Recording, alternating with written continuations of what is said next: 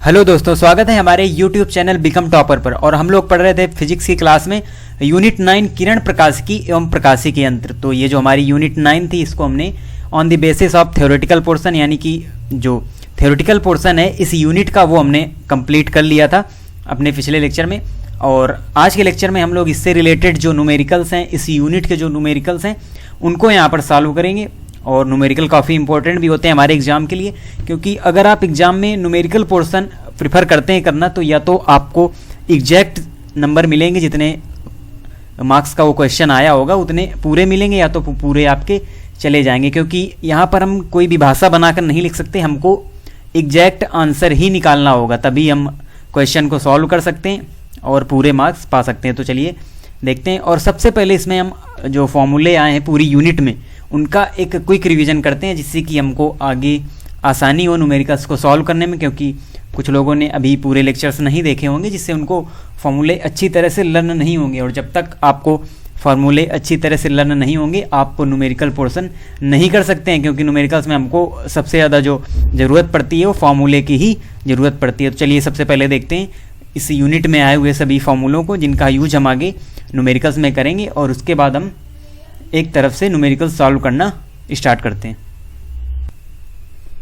तो हम यहाँ पर लैंग्वेज नहीं लिखेंगे, हम केवल जो लैंग्वेज है वो बोलते जा रहे हैं, बाकी जो फॉर्मूला है वो हम यहाँ पर लिखते जाएंगे। तो आप जल्दी समझते जाइए, क्योंकि इनके बारे में डिटेल से हमने पीछे ऑलरेडी पढ़ रखा है अपनी यूनिट में। तो हम एक जो इसका रिवीजन है वो केवल करेंगे, यानी फॉर्मूले हम केवल देखेंगे फास्ट मोड में। तो चलिए देखते हैं। तो सबसे पहले हमने पढ़ा था स्नेल का नियम। स्नेल का नियम क्या होता है?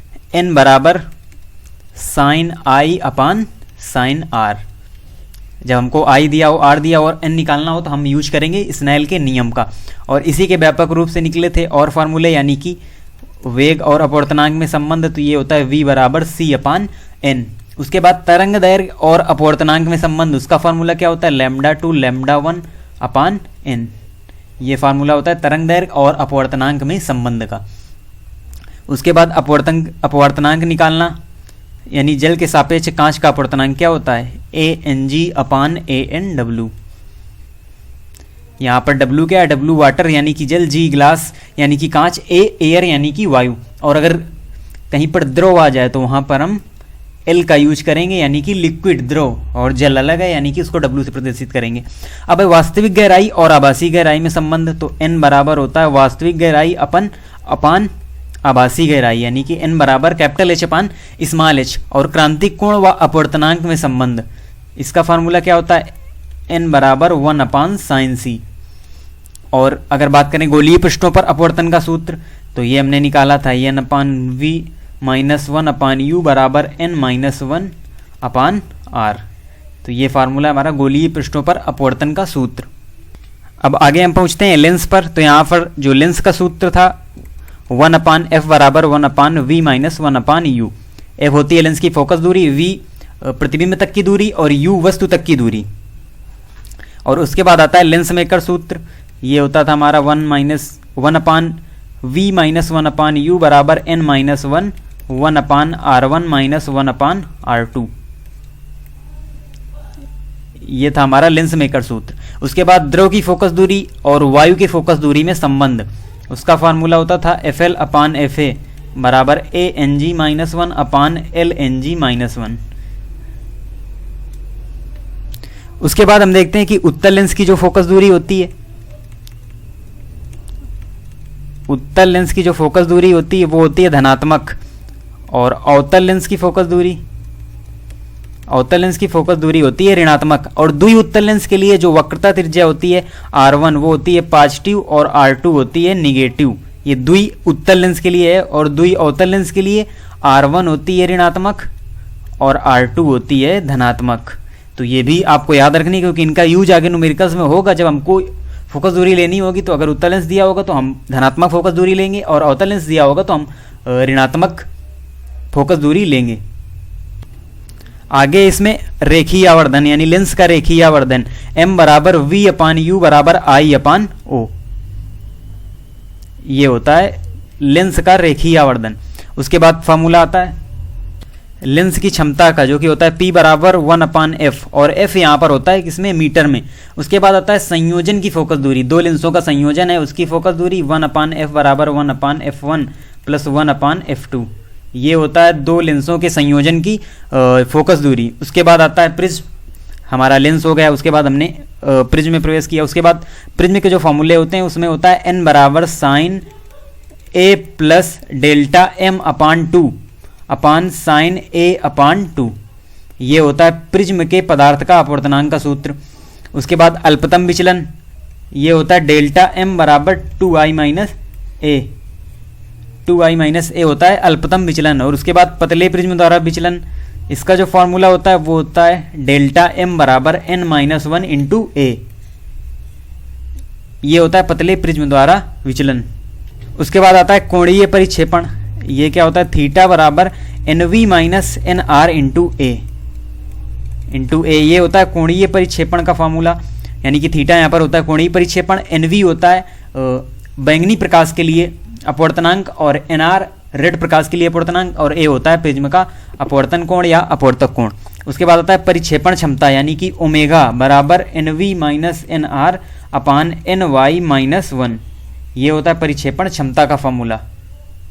और उसके बाद फॉर्मूला आता है सूक्ष्मदर्शी की आवर्धन क्षमता का, जो कि होता है m बराबर माइनस vo अपान uo d अपान ue।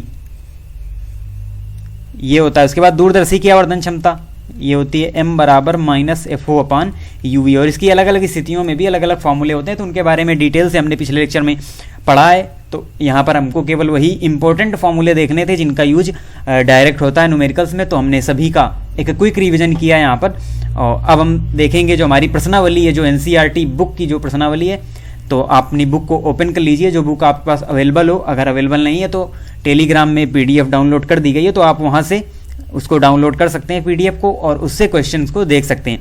बाकी आप जो अपनी बुक है उसको ओपन कर लीजिए और वहाँ से क्वेश्चन देखिए, और यहाँ पर हम सॉल्यूशन समझा रहे हैं आपको। तो चलिए देखते हैं। तो चलिए स्टार्ट करते हैं। यहाँ पर जो हमारी प्रश्नावली है एनसीईआरटी बुक के जो अभ्यास है उसमें सबसे पहला क्वेश्चन देखते हैं। और यहाँ पर जो ये 9 लिखा हुआ है ये यूनिट का नंबर है, यानी कि यूनिट 9 है। और उसके बाद जो नंबर पड़े हुए हैं 1 2 3, ये यानी कि क्वेश्चंस के नंबर हैं। तो चलिए देखते हैं पहला न्यूमेरिकल। यहाँ पर 2.5 सेंटीमीटर साइज की कोई छोटी मोमबत्ती 36 सेंटीमीटर वक्रता त्रिज्या किसी अवतल दर्पण। तो आपकी जानकारी के लिए बता दें जो 9.1 है, यानी कि जो पहला और दूसरा क्वेश्चन है ये रिलेटेड है किससे, ये दर्पण से रिलेटेड है। ये दोनों जो क्वेश्चन है ये दर्पण से रिलेटेड है। और आपको हमने पहले ही बता दिया है कि जो 30% कोर्स कम किया गया है उसमें दर्पण वाला जो पोर्शन है, जो दर्पण टॉपिक था उसको हटा दिया गया। तो अब इससे रिलेटेड न्यूमेरिकल्स भी आपसे नहीं पूछे जाएंगे, तो इसीलिए हम सीधा क्वेश्चन कौन सा देखेंगे, हम क्वेश्चन नंबर सीधा यहाँ पर तीसरा देखेंगे। और उन दो क्वेश्चन से हमसे कोई लेना देना नहीं है, वो दर्पण से रिलेटेड है और दर्पण हमारे जो सिलेबस से हट चुका है, तो अब उसको हमको नहीं देखना है। चलिए तीसरा क्वेश्चन देखते हैं। यहाँ पर कोई टैंक 12.5 सेंटीमीटर ऊंचाई तक जल से भरा है। किसी सूक्ष्मदर्शी द्वारा बीकर की तली पर पड़ी किसी सुई की आभासी गहराई 9.4 सेंटीमीटर मापी जाती है। जल का अपवर्तनांक क्या है। तो यहाँ पर ये एक क्वेश्चन हुआ जल के अपवर्तनांक तक, यहाँ तक ये एक क्वेश्चन है। और उसके बाद क्या कह रहा है, बीकर में उसी ऊंचाई तक जल के स्थान पर किसी 1.63 अपवर्तनांक के अन्य द्रव से प्रतिस्थापन करने से सुई को पुनः फोकसित करने के लिए सूक्ष्मदर्शी को कितना ऊपर नीचे ले जाना होगा। तो यहाँ पर हमसे दो क्वेश्चन पूछे गए हैं। पहले हमको निकालना है जल का अपवर्तनांक और फिर हमको निकालना है कि जो विस्थापन हुआ है वो कितना है। तो सबसे पहले जो यहाँ पर जो टर्म्स दिए हुए हैं उनको हम यहाँ पर नोट डाउन कर लेंगे। तो ये तीसरा नंबर जो क्वेश्चन है तो इसमें दिया हुआ है जो ऊंचाई दी हुई है वो है सुई की वास्तविक गहराई है, यानी कि h बराबर 12.5 सेंटीमीटर ये यहाँ पर दी हुई है। जो ऊंचाई उसको हम मान लेते हैं वास्तविक गहराई, और आभासी गहराई भी दी हुई है यानी कि स्मॉल h 9.4 सेंटीमीटर। और हमको क्या निकालना है, हमको निकालना है जल का अपवर्तनांक। जल का अपवर्तनांक निकलेगा किसके, वायु के सापेक्ष यानी कि ANW, और ये होता है h upon capital H upon small h, हमने पीछे पढ़ा भी था। n बराबर वास्तविक ऊंचाई अपान स्मॉल ऊंचाई, यही होता है अपवर्तनांक का फॉर्मूला। तो यहाँ पर रखेंगे 12.5 अपान 9.5, दशमलव से दशमलव कैंसिल हो जाएगा यहाँ पर, और फाइनल आएगा 1.329 यानी कि लगभग 1.33। ये यहाँ पर हमारा पहले क्वेश्चन का आंसर आ गया, जो उसमें क्योंकि दो जो क्वेश्चन थे वो इनबिल्ट थे, तो यहाँ पर जो पहला क्वेश्चन था उसका यहाँ पर आंसर आ गया 1.33, और जल का अपवर्तनांक होता भी है यही 1.33। अब हम उसी क्वेश्चन के दूसरे पार्ट्स को देखते हैं, जिसमें हमको दिया गया था एक अन्य द्रव का अपवर्तनांक यानी कि ANL, वो दिया हुआ था हमको 1.63। यहाँ पर हमको ये दिया हुआ था, और क्या दिया हुआ था, वास्तविक गहराई हमको पहले से पता ही है, तो यही फॉर्मूला लगाएंगे जो हमने ऊपर लगाया, लेकिन यहाँ पर हम इसको लगाएंगे H बराबर कैपिटल H अपान N, नीचे रखेंगे कौन सा ANL वाला, तो यहाँ पर 12.5 अपान जो 1.63 दशमलव हटाया ऊपर 0 बढ़ जाएगा, और जब इसको डिवाइड करेंगे तो हमारा 7.67 सेंटीमीटर निकलेगा यहाँ पर। तो यहाँ पर तो हमको ये आभासी ऊंचाई पता चली जो दूसरा पार्ट दिया था उससे, लेकिन हमको ज्ञात क्या करना है, सूक्ष्मदर्शी कितना ऊपर नीचे ले जाना होगा, यानी द्रव से प्रतिस्थापित जब कर दिया इसको हमने, यानी कि सूक्ष्मदर्शी को एक अन्य द्रव में रख दिया, तो फिर हमको इसका विस्थापन ज्ञात करना है कितना विस्थापित हुई। तो इसकी जो पहले जो ये फोकसित थी वो 9.4 सेंटीमीटर पर फोकसित थी, अब इसका जो विस्थापन होगा, जो नया विस्थापन होगा, तो उसी 9.4 में हम घटा देंगे जो अभी हमारा निकला हुआ है क्या 7 पॉइंट, तो इसको ये 6 7 दिया हुआ है तो इसको हम 7.7 लिख सकते हैं, तो यहाँ पर हम इसको 7.7 लिख देंगे, तो जो आंसर आएगा वो आएगा 1.7 सेंटीमीटर। ये हमारा फाइनल आंसर आया कि यानी हम 1.7 सेंटीमीटर उसको विस्थापित हमको करना होगा, और वो भी इसको नीचे की ओर करना होगा विस्थापित 1.7 सेंटीमीटर, क्योंकि हमारी जो पहली आभासी गहराई थी वो 9.4 सेंटीमीटर थी, और जो बाद में हमने निकाली अन्य द्रव में रखने पर तो वो निकली हमारी 7.7 सेंटीमीटर। तो हमको कितना खिसकाना पड़ेगा, तो 1.7 सेंटीमीटर नीचे खिसकाना पड़ेगा। अब देखते हैं हम आगे अपना चौथा क्वेश्चन, यानी कि जो हमारा फोर्थ क्वेश्चन दिया हुआ है, चित्र 9.34 ए तथा बी में किसी आपतित किरण का अपवर्तन दर्शाया गया है, जो वायु में क्रमशः कांच वायु तथा जलवायु अंतरा पृष्ठ के अभिलंब से 60 अंश का कोण बनाती है। उस आपतित किरण का अपवर्तन कोण ज्ञात कीजिए जो जल कांच अंतरा पृष्ठ के अभिलंब से 45 अंश का कोण बनाती है। तो यहाँ पर हमको फिगर दिए हुए हैं 3, और ये जो मान अलग से लिखे गए हैं ये आपकी बुक में नहीं लिखे होंगे, लेकिन जब आपके एग्जाम में क्वेश्चन आएगा तो आपको ये मान दिए जाएंगे, क्योंकि हमको इनके एग्जैक्ट मान पता नहीं होते हैं कि sin 35 का मान कितना होता है, sin 41 का मान कितना होता है, तो ये मान हमको एग्जैक्ट पता नहीं होते, इसीलिए खुद जब क्वेश्चन आएगा तो उसमें ये मान दिए जाएंगे, आपकी बुक में नहीं दिए वो अलग बात है, लेकिन ये क्वेश्चन यानी कि ये मान आपको दिए जाएंगे।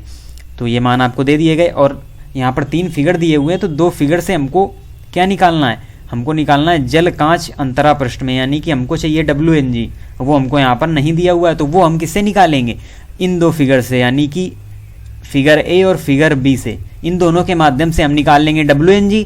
और हमको निकालना क्या है, हमको निकालना है यहाँ पर R, और I हमको ऑलरेडी दिया हुआ है जो कि है 45 अंश, तो I हमको दिया हुआ है, R हमको यहाँ पर निकालना है, और पहले हमको WNG इन 2 चित्रों के माध्यम से निकालना है। तो हम यहीं पर देख लेते हैं थोड़ा सा कि जो हमारा फिगर ए है इसमें हम लगाते हैं स्नेल का नियम। तो ये क्या है, वायु से कांच, ये देखिए नीचे से किरण जा रही है यानी वायु से कांच में जा रही है, तो वायु के सापेक्ष कांच का अपवर्तनांक क्या होगा, sin 60 अपान sin 35। तो sin 60 का मान क्या होता है, sin 60 का मान होता है √3/2, और जब उसका मान हम निकालेंगे किसमें, डेसिमल में, तो वो आता है हमारा 0.86, कितना आता है 0.86। आपने बुक में फिगर देखिएगा, तो जो चित्र ए है उसमें हम करेंगे ANG बराबर sin 60 अंश अपान sin 35 डिग्री। तो sin 60 का मान होगा डेसिमल में 0.8660, और sin 35 का मान वहाँ पर दिया गया होगा, क्या दिया हुआ है 5736, और इसको जब सॉल्व करेंगे तो ये आएगा हमारा 1.51, ये आ गया। अब जो चित्र बी है हमारा उससे हम निकालेंगे ANW। तो वहाँ पर क्या करेंगे, वहाँ पर ऊपर से नीचे आ रही है यानी कि वायु से जल में आ रही है किरण, तो ऊपर होगा sin 60 डिग्री अपान sin 41 डिग्री। अब यहाँ पर मान तो sin 60 का सेम होगा जो ऊपर निकाला हमने 0.8660, और नीचे 0.6561, और ये मान आएगा हमारा लगभग 1.32। तो हमको ANG मिल गया, ANW मिल गया, और एग्जैक्ट आंसर निकालने के लिए न्यूमेरिकल्स का हमको चाहिए WNG। तो WNG हम इससे प्राप्त कर लेंगे, हमने फार्मूला पीछे अभी पढ़ा भी है, ANG अपान ANW। तो ये हो जाएगा यानी कि 1.51 अपान 1.32। आपस में हम डिवाइड कर देंगे तो ये हमको मिलेगा यहाँ पर। और अगर आप इसका भाग ना भी करना चाहें तो आप इसको एज इट इज लिख सकते हैं यहाँ पर 1.51 1.32, क्योंकि आगे हम जब करेंगे तो फिर हमको कैलकुलेशन करना पड़ेगा, इसलिए हम इसको एज इट इज लिख देते हैं और उसके बाद अपना जो फॉर्मूला है, फाइनल फार्मूला, वो लगाते हैं यहाँ पर, यानी कि WNG बराबर साइन आई की जगह क्या है 45 डिग्री वहाँ पर दिया हुआ है, थर्ड फिगर देखिएगा उसमें क्या दिया हुआ है 45 डिग्री, तो साइन 45 अपान साइन R, और R का ही मान हमको निकालना है यहाँ पर। तो क्या हो जाएगा साइन R बराबर साइन 45, साइन 45 का मान क्या होगा, तो वो होगा 1/√2, और जब उसको डेसिमल में हम लेंगे, डेसिमल में लेंगे तो वो हो जाएगा 0.7071, और अपान में दिया हुआ है जो WNG है। तो WNG का मान हमको पहले से ही पता है, इसमें मान रख देंगे और आंसर आ जाएगा हमारा। तो अब आप इसे आगे सॉल्व कर लीजिएगा, केवल मान यहाँ पर रखना है, ऊपर जो मान हमने WNG का निकाला है वही यहाँ पर रखना है, और फिर R बराबर साइन इनवर्स करके आंसर आ जाएगा आपका।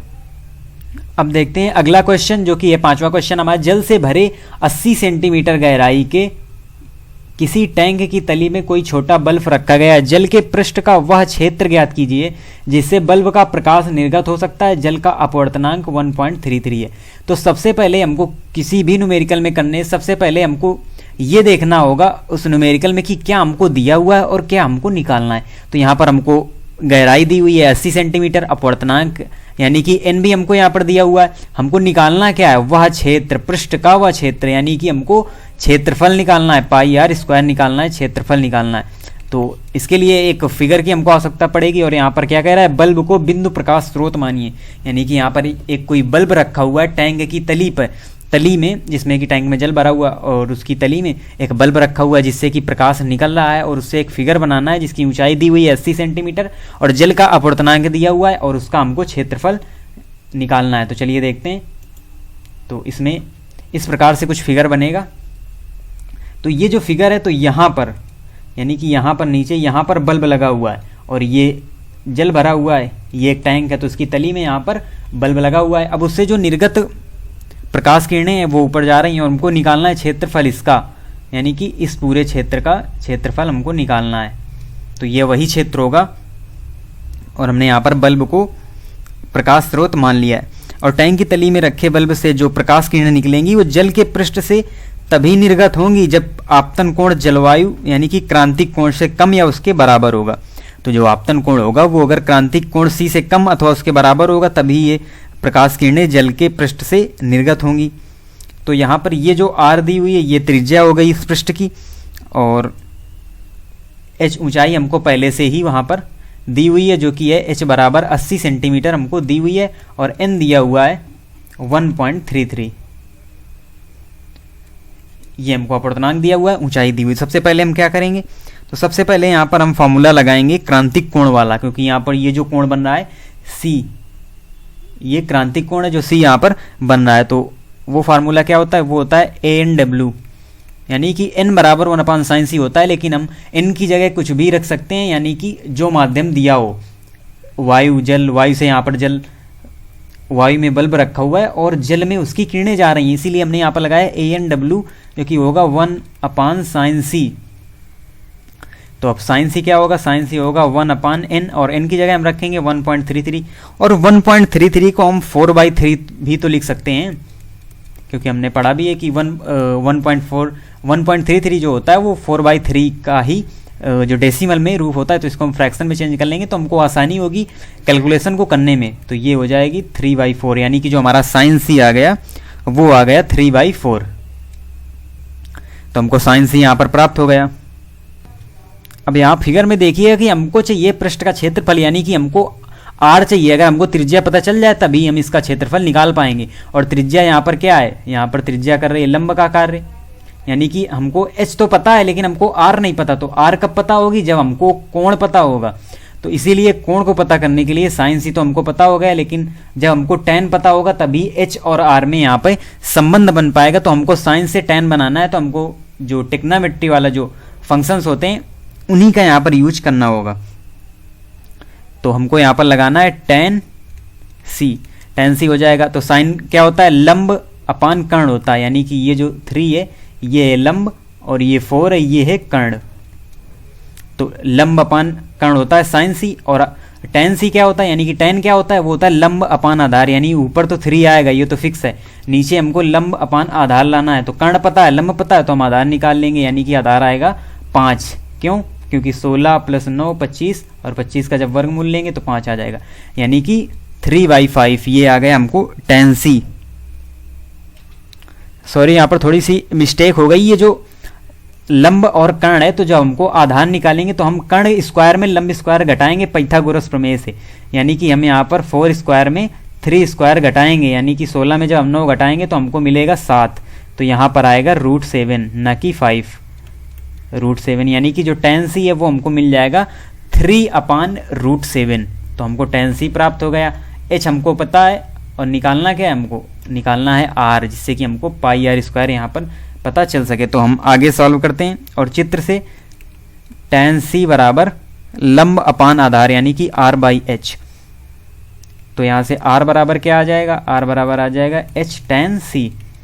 तो h कितना दिया हुआ है 80 सेंटीमीटर, tan c कितना निकला 3/√7।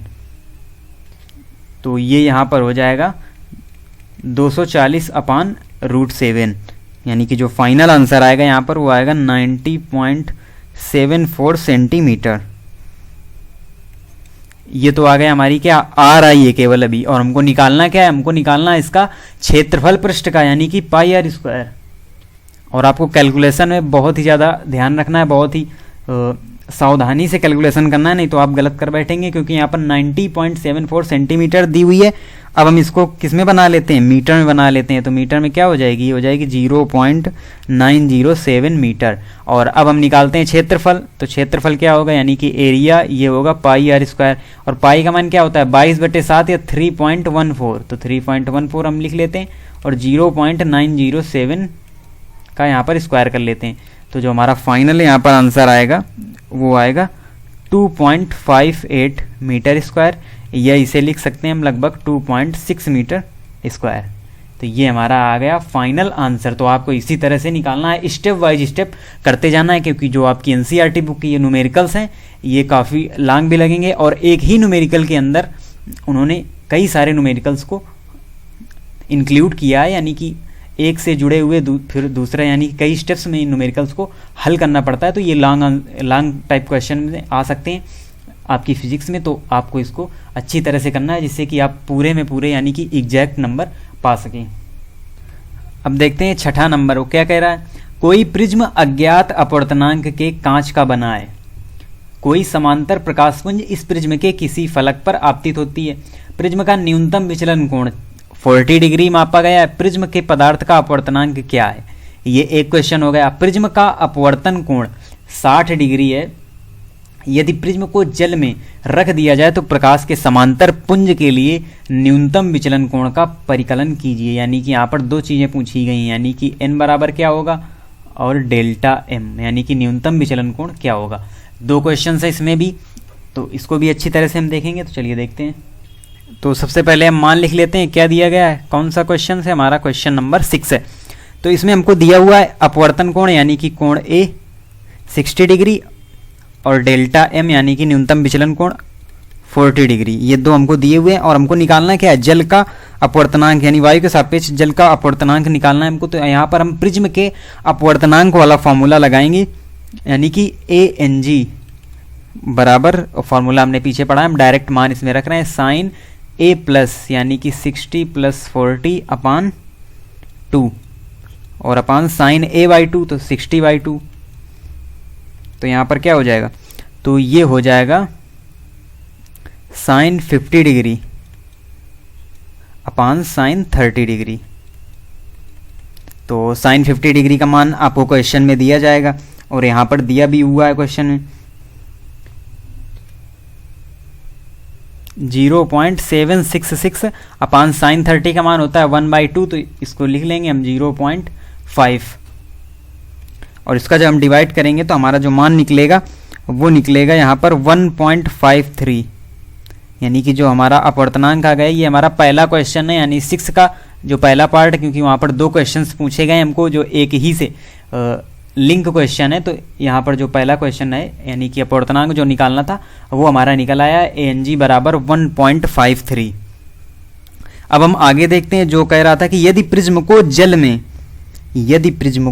जल में रख दिया जाए तो प्रकाश के समांतर पुंज के लिए न्यूनतम विचलन कोण का परिकलन कीजिए।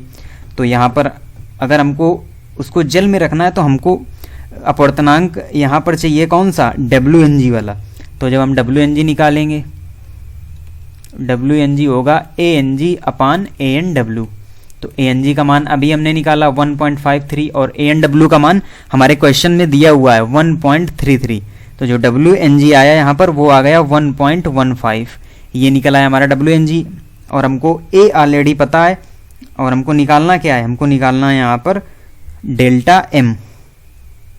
तो अब हम इस वाले अपवर्तनांक का यूज करेंगे और फॉर्मूला वही सेम लगेगा, यानी कि प्रिज्म के अपवर्तनांक वाला, लेकिन यहाँ पर जो यूज होगा वो होगा WNG, और ऊपर हम लिखेंगे साइन A की जगह तो हम 60 डिग्री रखेंगे, लेकिन डेल्टा M की जगह कुछ नहीं रखेंगे क्योंकि यही हमको निकालना है, और अपान 2 अपान में साइन 30 अंश हो जाएगा यहाँ पर 30 डिग्री।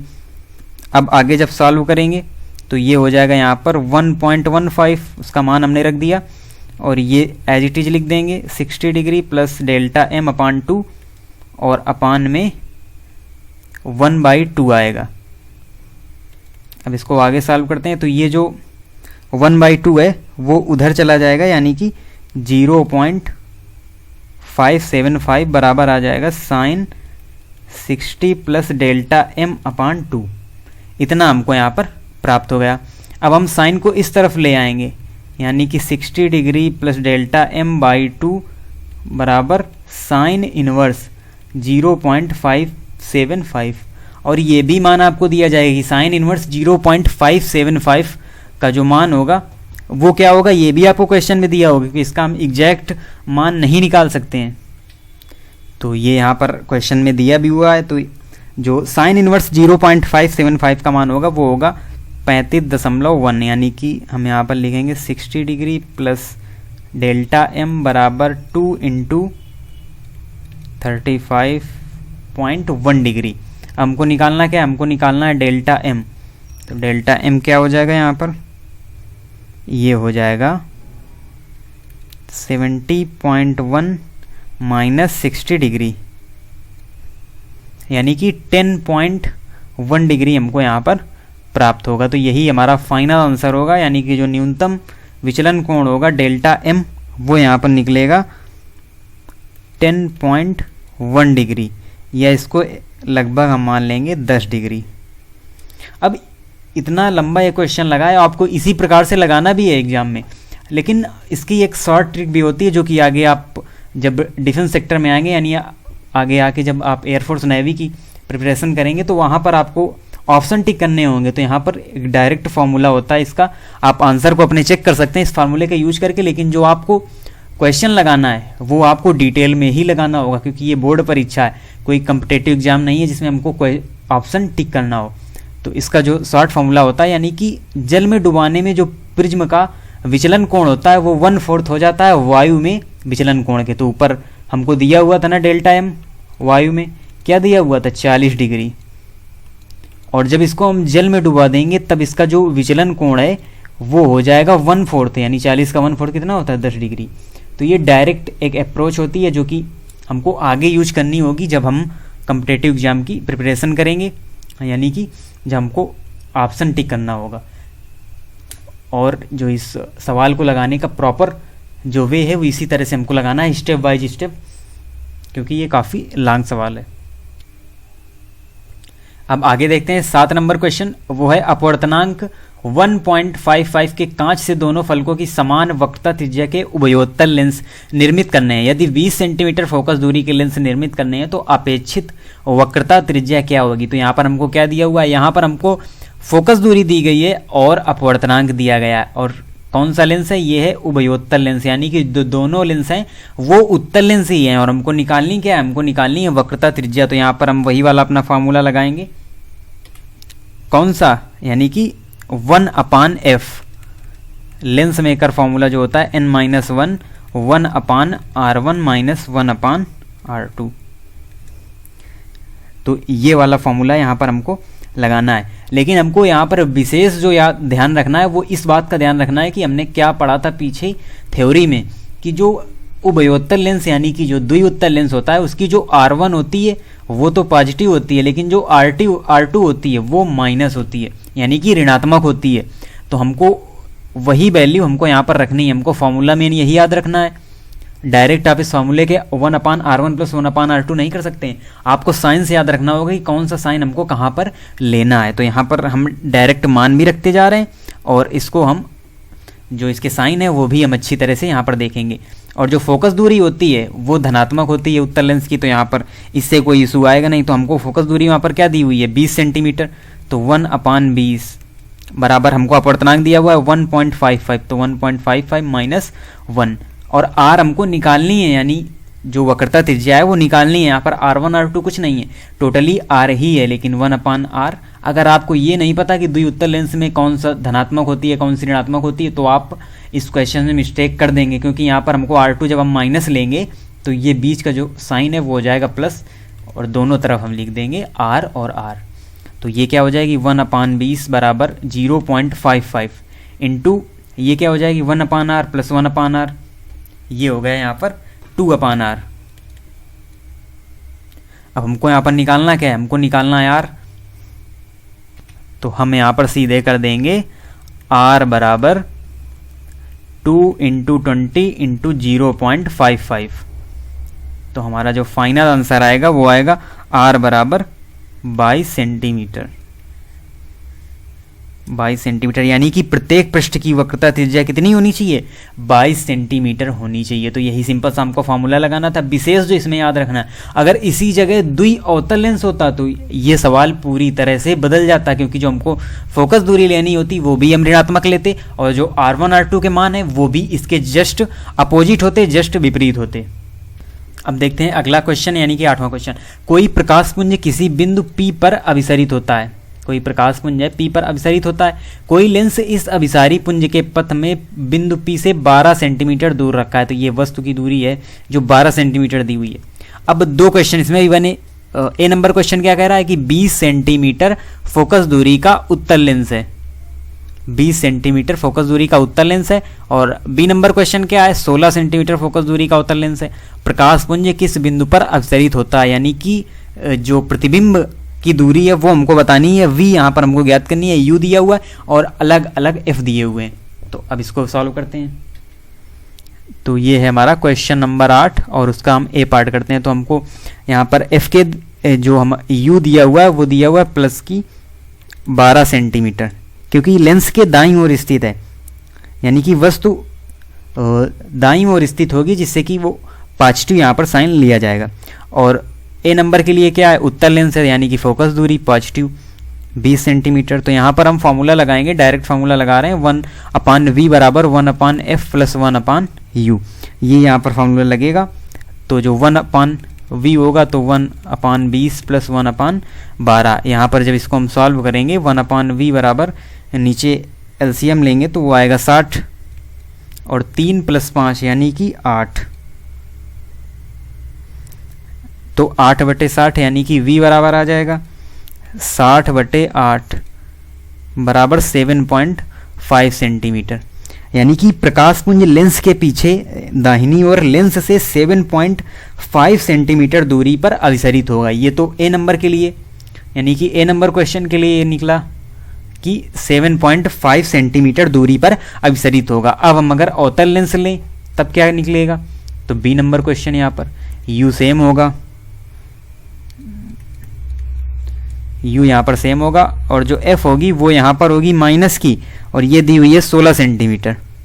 तो अब क्या करेंगे, सेम फार्मूला 1/v बराबर 1/f प्लस 1/u। लेकिन यहाँ पर f हमको क्या लेनी है, माइनस की 16 प्लस 1/12। अब यहाँ पर क्या होगा, यहाँ पर जो एलसीएम लिया जाएगा वो हम लेंगे 48 और ये हो जाएगा -3 + 4 और 1/v यहाँ पर चल रहा है, तो v बराबर कितना आ जाएगा, ये आ जाएगा 48/1 बराबर प्लस का 48 सेंटीमीटर। ये आया अवतल लेंस से v। तो अतः प्रकाशपुंज लेंस के दाहिनी ओर लेंस से 48 सेंटीमीटर दूरी पर अभिसरित होगा जब हम अवतल लेंस का यूज करेंगे, और 7.5 सेंटीमीटर दूर दाहिनी ओर अपसरित होगा जब हम उत्तल लेंस लेंगे। अब देखते हैं अगला क्वेश्चन नंबर 9। तो 3 सेंटीमीटर ऊंची कोई बिंब यानी कोई वस्तु है जो कि 21 सेंटीमीटर फोकस दूरी के अवतल लेंस के सामने 14 सेंटीमीटर दूरी पर रखी है कोई वस्तु, और लेंस द्वारा निर्मित प्रतिबिंब का वर्णन कीजिए। क्या होता है कि बिंब लेंस से दूर हट जाती है, यानी जो लेंस द्वारा निर्मित प्रतिबिंब है उसका वर्णन करना है, यानी कि जो प्रतिबिंब की लंबाई है वो हमको निकालनी है, आई यहाँ पर हमको ज्ञात करना है, और क्या होता है जब बिंब लेंस से दूर हटती है। तो ये सिचुएशन हमको यहाँ पर बतानी है जो कि थ्योरेटिकल पोर्शन है इस न्यूमेरिकल का। तो चलिए देखते हैं।